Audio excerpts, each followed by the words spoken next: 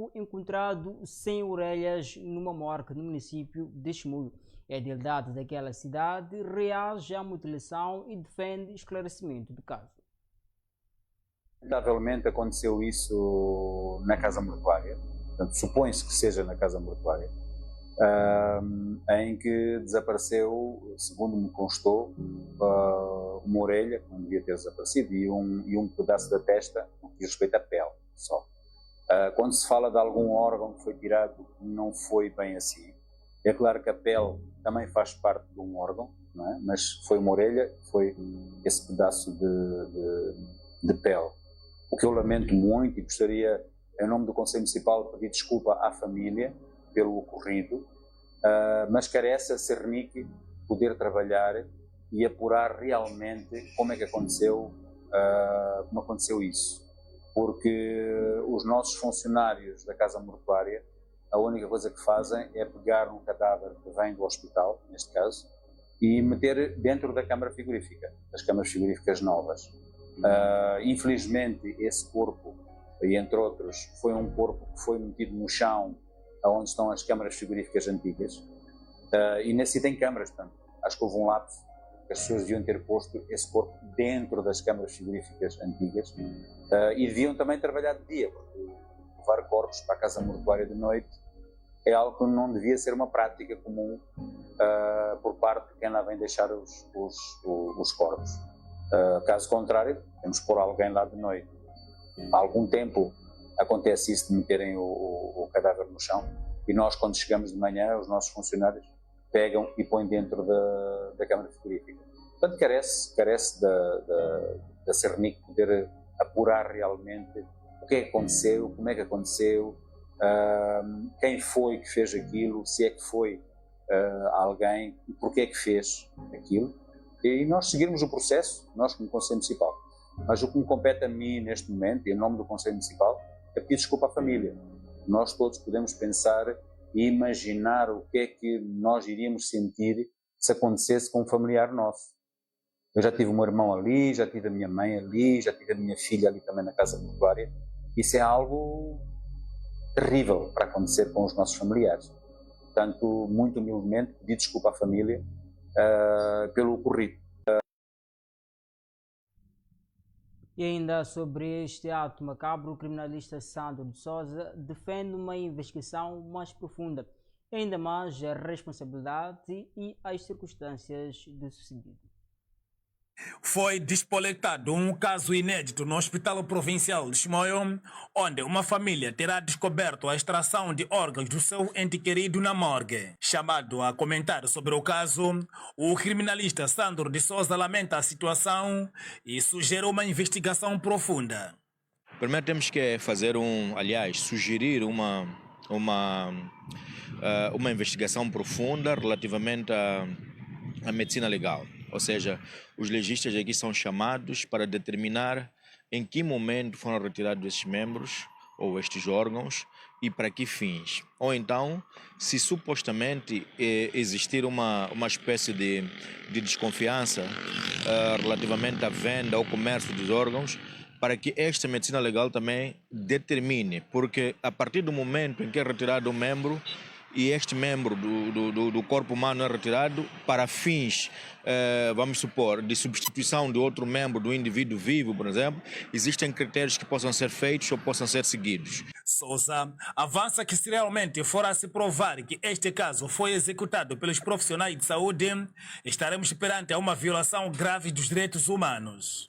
Agora, precisamos também saber quais são exatamente os membros ou os órgãos que foram retirados, tomando em conta que a legislação até salvaguarda a questão da profanação, a subtração de órgãos ou de membros do corpo humano e que tipifica como crime e até agrava, tomando em conta que se for provado, por exemplo, que terá sido feito por indivíduos, funcionários ou agentes do Serviço Nacional de Saúde. Falo de enfermeiros, falo de médicos, entre outros. E se isso for provado, estamos perante claramente a uma situação grave ligada principalmente àquilo que é os direitos humanos, pois o indivíduo não deixa de ter os seus direitos até mesmo morto. Ou seja, existe um respeito, uma consideração para com o indivíduo morto. Então, se existir provas, evidências que caracterizam que foi mesmo retirado os órgãos deste indivíduo, desta pessoa, automaticamente estamos perante uma violação grave e que dá direito até a sanções gravíssimas à luz da lei penal. O criminalista diz ainda que este caso levanta suspeitas de todos os casos que têm sido levantados em outros hospitais. E se a medicina legal provar, estamos perante um crime grave e que pode até justificar questões que muitas das vezes são levantadas dentro das unidades hospitalares, mesmo porque estes membros, estes órgãos que são retirados podem ter dois caminhos. É para substituir os outros órgãos de pessoas existentes, pessoas vivas, de forma ilegal, sem um acordo de doação, por exemplo, e por outra também pode-se usar como previsto, como é dito, como é falado, em questões ligadas à superstição, a questões de religião, tradição, para justificar alguma crença, para justificar algum princípio tradicional ou então supersticioso. Então, no fundo, o trabalho está nas mãos do médico legal, do médico legista, e a família tem que exigir que este exame seja feito. O caso aconteceu neste domingo e o presidente do Conselho Municipal da cidade de Chimoio, João Ferreira, já se pronunciou sobre o caso, prometendo uma investigação para apurar as veracidades dos fatos. E agora vamos dizer em torno do aumento da criminalidade em Maputo. Municípios mostram-se totalmente agastados com o aumento desta onda nas mediações do museu na cidade de Maputo.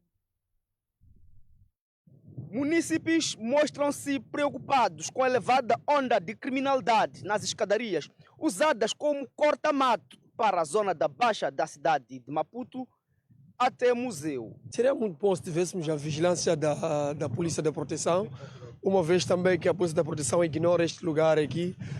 Geralmente eles não se fazem aqui presente. Obviamente vai ser difícil de se controlar a criminalidade neste lugar, mas tem sido mesmo algo extremamente difícil de se controlar. A gente fica com medo. Quando dá 17 horas a gente nem sobe aqui.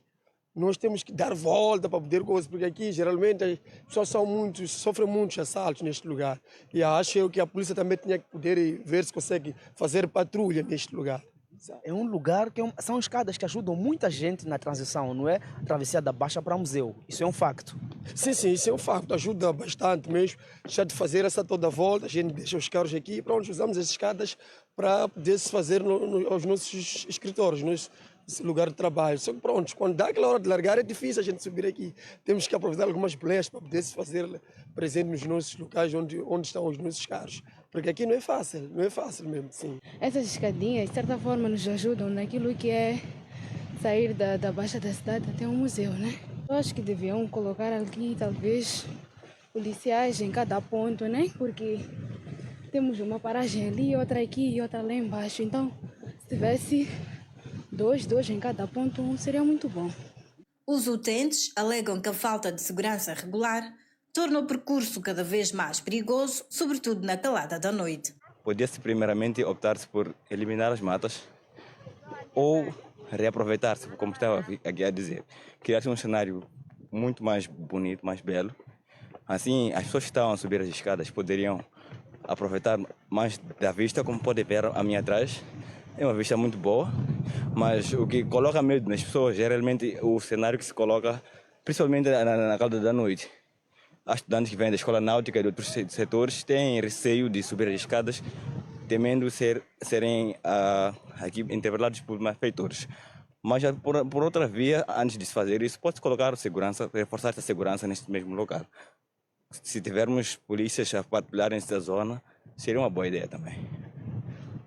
De fato, eu por acaso já vi alguns dias com polícias a entrarem, tentar vasculhar, mas ao longo do período da noite tem tido sempre pessoas a praticarem desporto, então fica um pouco seguro, né?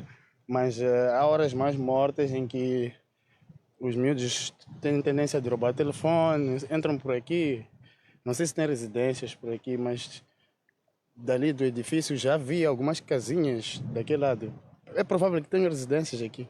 A vegetação existente nas proximidades é apontada como um dos fatores que facilitam a fuga dos meliantes.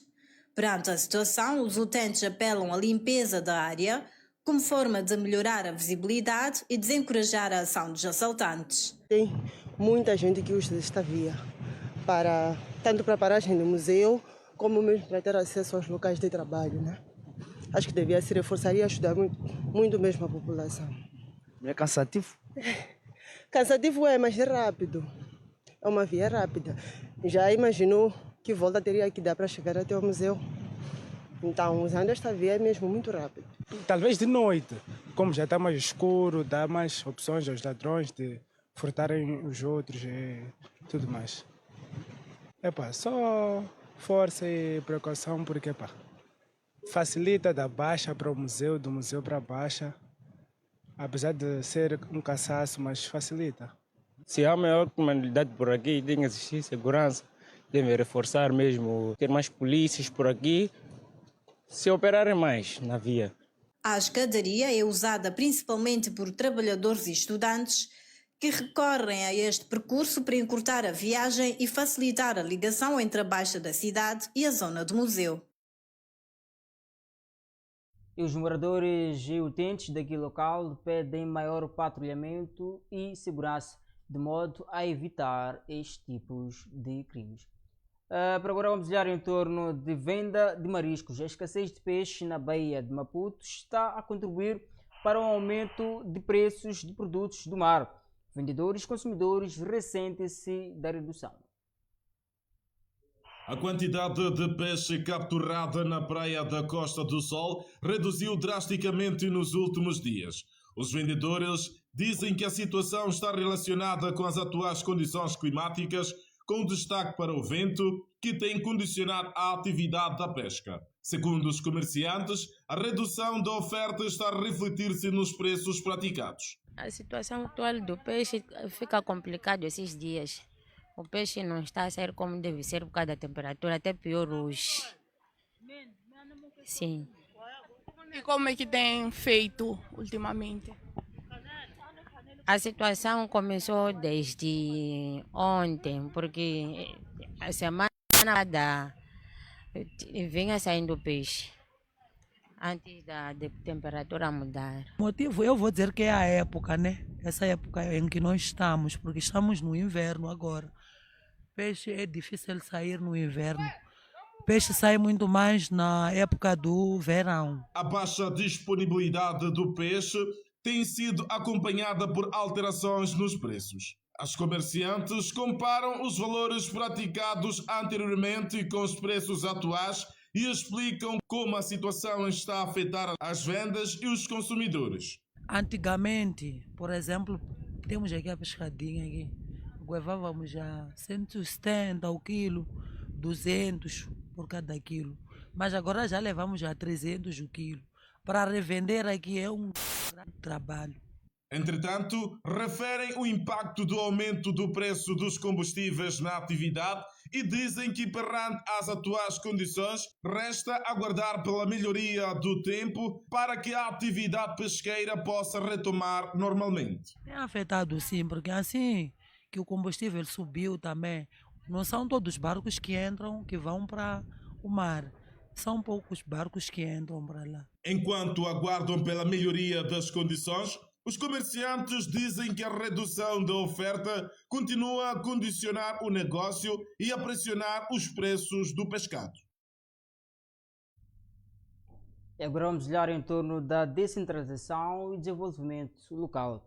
Os governos locais são chamados a reforçar a gestão de água e do saneamento do meio. A medida é apontada como essencial para melhorar as condições da vida das comunidades. Reforçar a sua capacidade de gestão para garantir o acesso à água e ao saneamento e tornar as cidades mais resilientes aos efeitos das alterações climáticas. O papel foi feitoso em Maputo, na cerimônia central de comemoração do Dia Africano da Descentralização e Desenvolvimento Local.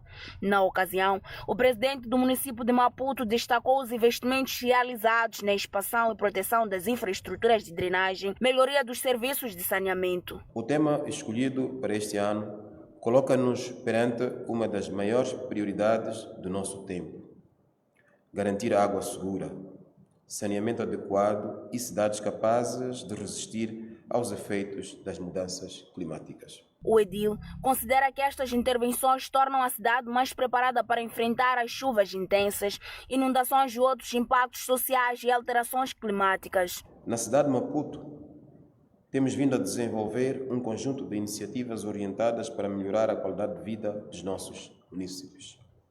Temos investido na expansão e reabilitação de infraestruturas de drenagem, na melhoria dos serviços de saneamento, no reforço da limpeza urbana, na gestão integrada dos resíduos sólidos, na valorização dos espaços públicos e na promoção de uma cultura de responsabilidade ambiental. Por seu turno, Vergorino Nhate, representante do ministro da Função Pública, considera que a discussão sobre a água e saneamento deve ser vista para além da apresentação dos serviços, por estar diretamente ligada à saúde pública, proteção ambiental, desenvolvimento econômico e justiça social. A gestão sustentável da água e do saneamento exige responsabilidade coletiva, exige comunidades conscientes, mulheres e jovens plenamente envolvidos, organizações da sociedade civil mobilizados e um setor privado comprometido com soluções inovadoras e ambientalmente sustentáveis. Vergorino Nhate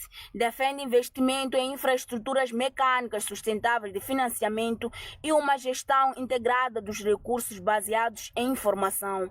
Ainda existem comunidades com acesso limitado à água segura, infraestrutura de saneamento insuficientes, limitações na capacidade técnica e financeira dos governos locais e crescente pressão decorrente da rápida urbanização.